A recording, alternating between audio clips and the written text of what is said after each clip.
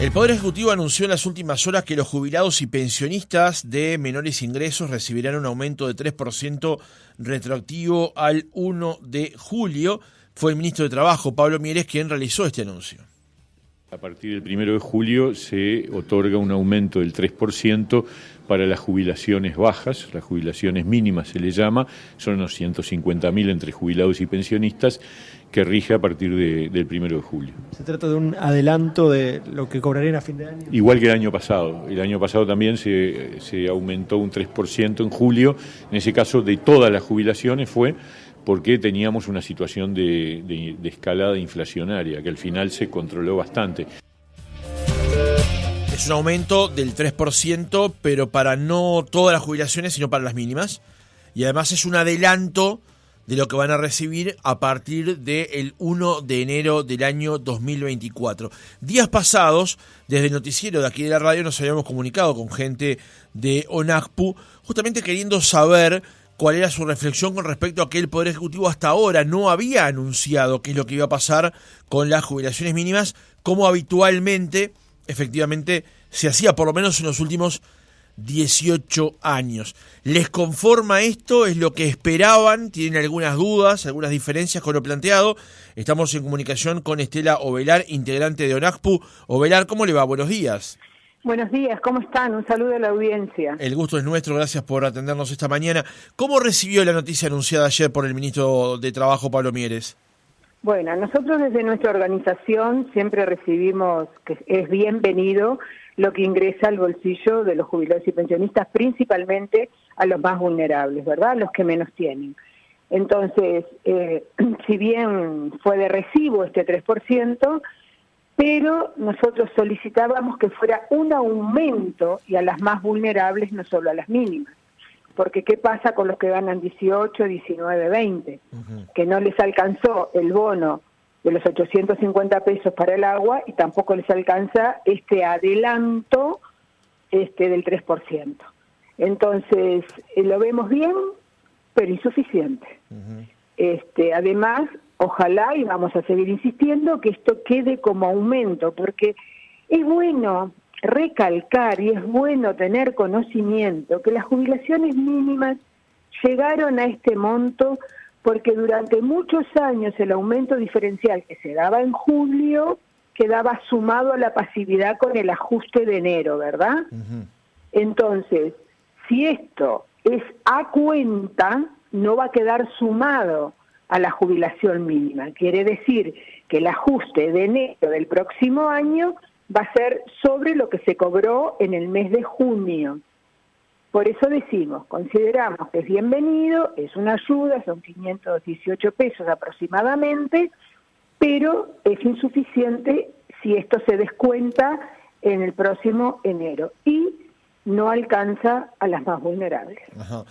Ovelar, ¿cuánto es una jubilación mínima hoy por hoy en Uruguay? 17.263 pesos. Pero reitero, a eso se llegó porque los aumentos diferenciales que se daban en julio se sumaban, si no estaríamos en 9.500. Y tener presente que, claro, las personas que cobran ese monto necesariamente o tienen algún préstamo o alguna otra cosa, o por medicamentos, o por poder pagar una cuenta, o por poder comer un mes un poquito mejor, y se ven más menguado su líquido que le ingresa, ¿verdad? Entonces, estas cosas son las que nos hubiera gustado que el Ejecutivo nos prestara un poquito más de atención o les prestara un poquito más de atención. ¿Son 17.263 pesos en la mano? No, ese es el nominal. Es el nominal, bien. Ese es el nominal, el renglón de arriba, digamos, el básico. Después el líquido queda con todos los descuentos. Con todos los ¿verdad? descuentos, claro. O sea que este aumento o este aumento en forma de adelanto o adelanto en forma de aumento es un adelanto, son sí. 518 pesos, 517 pesos con 89. Sí, 518 pesos. Por eso decimos, ¿lo vemos bien? Sí, lo vemos bien. Lo que sería oportuno y para mejorar realmente la calidad de vida de nuestra gente, el poder de compra que se ha venido perdiendo, que quedara como aumento, ¿verdad? Ovelar, usted dijo recién que había una diferencia entre la jubilación mínima y las jubilaciones vulnerables. ¿A partir de qué límite usted querría que esta contemplación ocurriese también? A ver, nosotros lo que decimos que queda un grupo importante de gente, porque una jubilación mínima también es una jubilación que está en estado vulnerable. Pero, ¿qué pasa con los que cobran 18, 19, 20? ¿No habría que haber contemplado un poquito más arriba, 25? Creo que se hubiera podido poner en base de lo que es, como se mide en la base de prestaciones y contribuciones, que se hubiera podido poner un poquito más arriba este adelanto, y después, insisto, si no se deja sumado al incremento de enero, se sigue perdiendo poder adquisitivo, porque tengamos presente que en el año 2021 se dieron 243 pesos que después no se tomaron en cuenta en el aumento del 22. En el año 2022 se dio un adelanto a cuenta a todos los jubilados y pensionistas, ¿verdad? Que después no se consideró en el ajuste de enero de este año.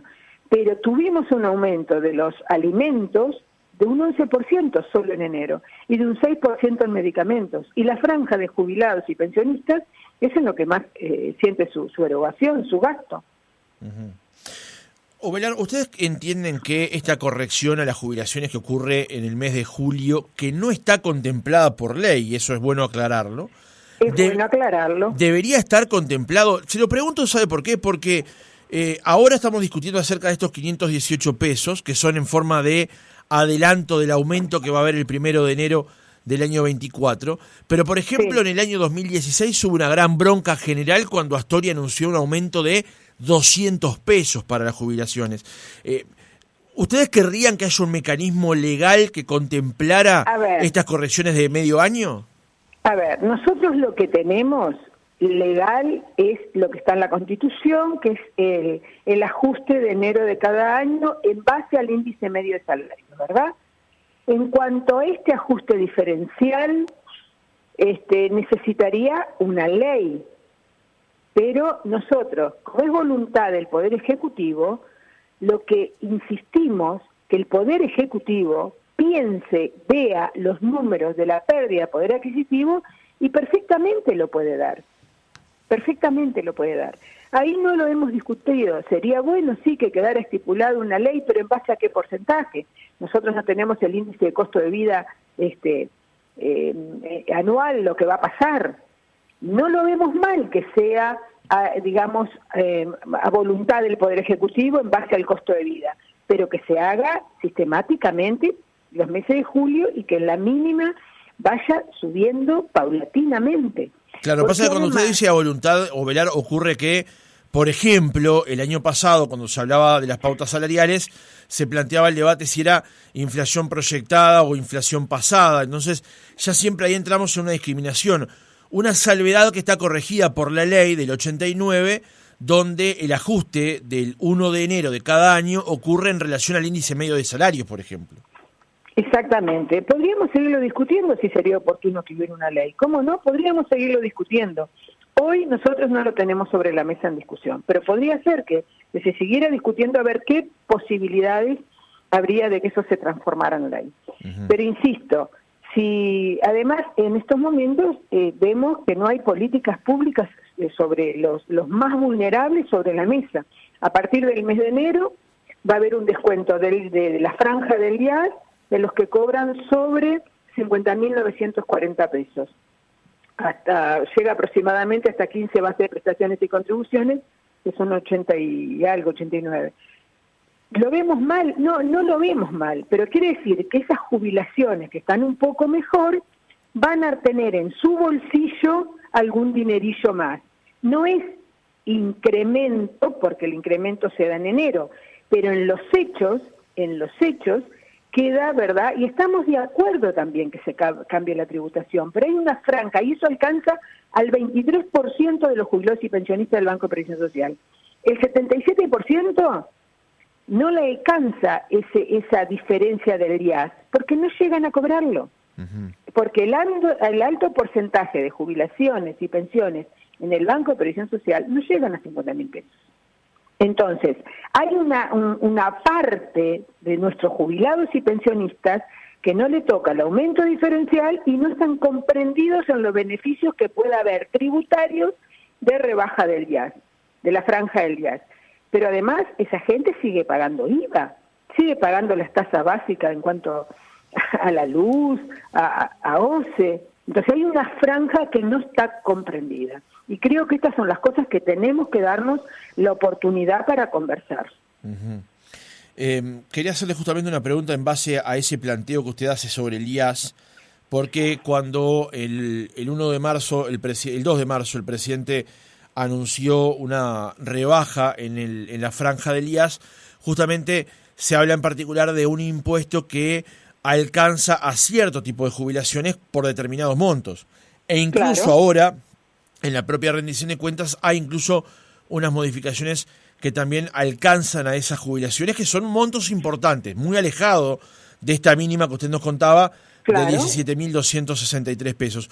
¿Ustedes compartieron en ese momento el espíritu de lo que plantea el gobierno de rebajar las tasas, las alícuotas del IAS para esas jubilaciones, teniendo en cuenta que 4 meses después la propuesta de aumento es en realidad un adelanto y son 518 pesos? A ver, desde nuestra organización saludamos siempre lo que quede en el bolsillo de la gente para poder mejorar su calidad de vida. Lo que nosotros insistimos que es insuficiente, porque hubo un cambio. Si bien la UNASPU pedía que se subiera, digamos, el monto no imponible a 10 bases de prestaciones y contribuciones, quedó en 9, lo saludamos eso, pero seguimos insistiendo que hay un grupo de jubilados y pensionistas que no les alcanza.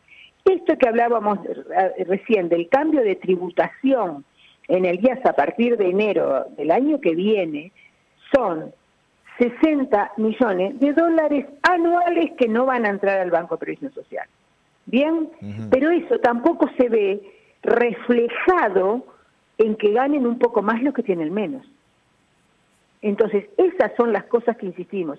Hay una franja de jubilados y pensionistas que no les llega ni el 3% de adelanto ni la rebaja del IAS porque no pagan IAS. Uh-huh. Ovelar, ¿hay algún otro planteo que ustedes le pretendan realizar al gobierno justamente en este contexto? Porque la semana pasada, cuando conversábamos, el debate pasaba justamente por este anuncio que finalmente llegó esta semana. Bueno, es este anuncio, continuar insistiendo que no se descuente, que el 3% quede como incremento, porque además no sabemos qué índice vamos a tener de aumento, está en la ronda de Consejo de Salarios. Sabemos que si a los trabajadores en el Consejo de Salario les va medianamente bien, a los jubilados nos puede ir mejor, ¿verdad? Uh-huh. Pero si no les va tan bien, a los jubilados nos va a ir bastante peor. Entonces, seguir conversando que esto quedara como incremento, pero además está el tema de soluciones habitacionales. No se ha construido una sola vivienda en este periodo. Las viviendas que se entregaron eran licitaciones del año 2017, 2018, 2019. Queda hipotecado el gobierno que viene a la construcción porque no da el tiempo entre llamado a licitación, no da el periodo, no da para llamado a licitación y comenzar a construir. Tenemos que seguir conversando sobre un sistema nacional de cuidados, que en esta reforma previsional se formó nada más que una comisión que siga estudiando cuando el Sistema Nacional de Cuidados es ley. Y no solo es la necesidad de cuidar a la persona que lo necesita, sino que el asistente personal queda inserto en la Seguridad Social y da cierta capacidad de trabajo, ¿verdad? Uh-huh. Entonces, estas son las cosas que tenemos que seguir, porque las mujeres principalmente somos las que seguimos cuidando en una sociedad que vivimos más, pero ¿de qué manera?